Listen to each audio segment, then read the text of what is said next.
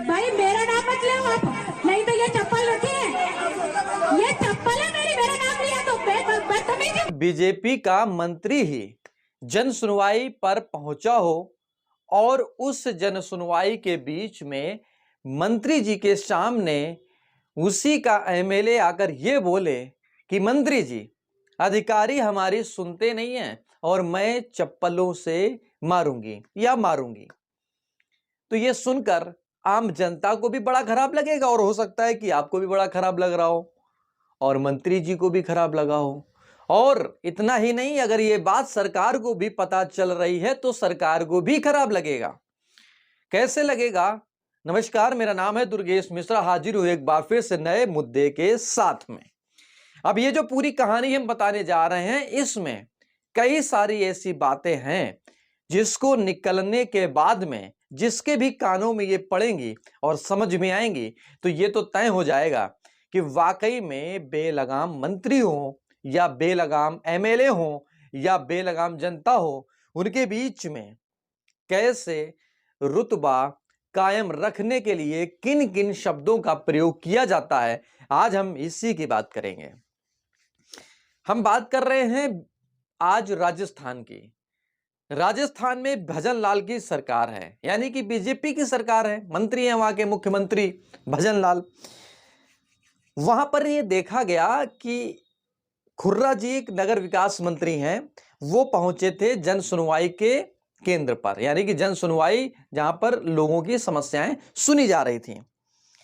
इतना बोलबाला चल ही रहा था कि लोग अपनी अपनी बात बता ही रहे थे, लेकिन लोगों को तो पीछे छोड़ते हुए जब वहां की महिला एमएलए यानी कि अनीता बघेल वहां पहुंची, ये भरतपुर के दक्षिणी से विधायक हैं, वहां पहुंचते ही पहुंचती हैं और आम जनता से भी बात करती हैं। लेकिन उसी के बीच में जब मंत्री जी होते हैं तो बीच मंत्री जी के सामने बोलती हैं कि मंत्री जी, अधिकारी हमारी सुनते नहीं हैं और मैं उनको मारूंगी। भाई मंत्री जी ने भी सोचा कि ये कौन सी बात हो गई, क्या हुआ, क्योंकि पब्लिक सामने बैठी है, वो भी जनता सामने बैठी है, वो जो वोट देती है उनको। लेकिन अब क्या था कि मंत्री जी को जनता को भी देखना था, इधर क्या था, अनीता बघेल को हाईलाइट भी होना था, क्योंकि 2023 के चुनाव में ये लग रहा था कि वहां के मुख्यमंत्री होंगी, लेकिन ऐसा हो नहीं पाया। इसके पहले 2021 की भी हम बात बताएंगे उन्होंने ऐसा क्या किया था। अब समझिए जरा, मंत्री जी तो सुनवाई कर रहे थे, अब ये हुआ कि भाई क्या ऐसी बात हो गई कि आप उनको मारेंगे ऐसा।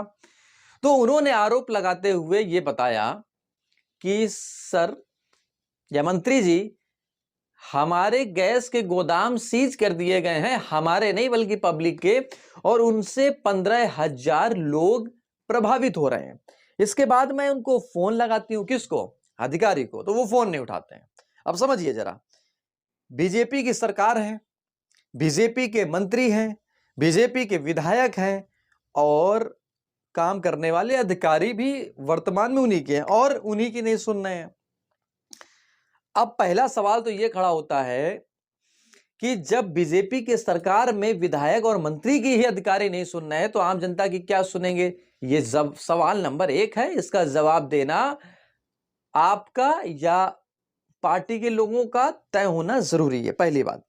दूसरी बात यह हो गई, अब मारने की बात आप सामने आ गई तो मंत्री जी कैसे चुप बैठेंगे? मंत्री जी ने भी आनन फानन में उठाया फोन और लगा डाला, किसको? अधिकारियों को।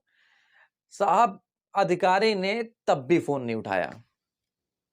अब समझिए जरा, इतने बेलगाम अधिकारी कि तब भी उन्होंने फोन नहीं उठाया, और वहां के भरतपुर के विकास प्राधिकरण ने जब फोन नहीं उठा तो भाई विधायक जी को मनाना था, यानी कि अनीता बघेल को मनाना था, उनसे कह दिया कि हम इस पर कार्रवाई करेंगे, और कार्रवाई के रूप में सिर्फ वहां के विकास प्राधिकरण ने, आयुक्त ने उपायुक्त को सिर्फ स्थान बदल दिया फोन करके और कुछ नहीं किया।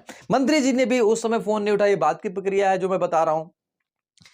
अब जरा समझिए, यह तो बात हो गई अनीता बघेल की, लेकिन अनीता बघेल इतनी चर्चित व्यक्ति हैं कि जब ये संसद में भी भाषण देती हैं तो भी इनका मुद्दा बनता है, और एक मुद्दा इनका तब बना कि जब ये 2021 में एक भाषण सभा में भाषण दे रही थी, तो उस समय पर जनता ने एक मुद्दे पर इनका नाम ले लिया किसी टॉपिक पर, तो ये इतना भड़क गई कि हजारों की भीड़ में खुले मंच पर माइक के सामने ये बोल डाला कि मैं चप्पल है मेरे पास, मैं ये चप्पल मारूंगी। जरा ये वीडियो देखिए आप।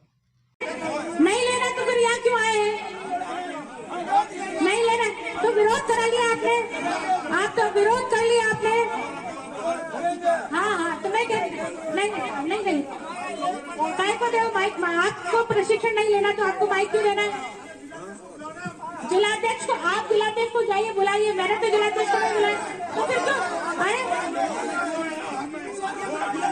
हैं? तो आप बुलाना चाहते हैं तो बुला लो ना, आप उनको बुलाओ ना, आप उनको बुला लीजिए। किसने मना किया है?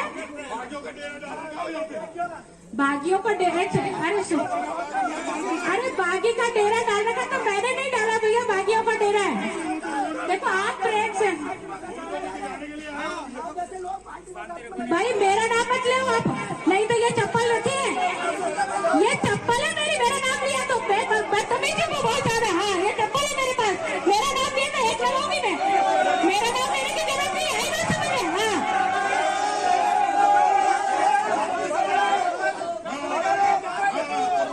ये मेरा नाम कैसे लिया तुमने? मेरा नाम नहीं कैसे लिया? हाँ मेरा नाम लिया, मेरा नाम लेने की क्या जरूरत है? मेरा नाम कैसे लिया इसने? आई मैं समझ में, मेरा नाम लेने की। इस वीडियो को सुनने के बाद में ये तो लग ही रहा होगा कि ये महिला हैं, ये क्या है। अब ये दोनों बातें हैं, एक तो ये महिला है और बातचीत ऐसी है कि जैसे मानो ये गब्बर सिंह हो, जो शोले की पिक्चर आपने देखी होगी।